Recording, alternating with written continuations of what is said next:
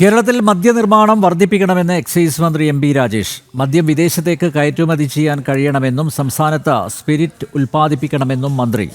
പ്രാദേശികമായ എതിർപ്പുകൾ ഉണ്ടായാലും അത് പരിഗണിച്ച് മുന്നോട്ട് പോകാൻ കഴിയില്ലെന്നും എം പി രാജേഷ് കൂട്ടിച്ചേർത്തു.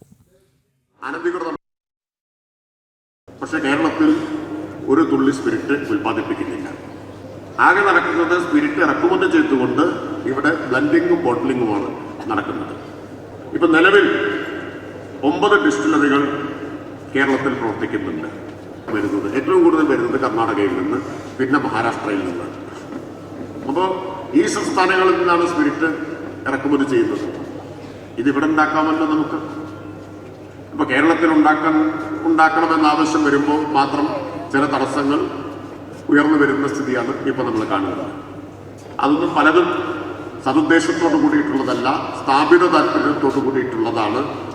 അത് തുറന്നു പറയാതെ ഇനി നമുക്ക് മുന്നോട്ട് പോകാൻ കഴിയില്ല.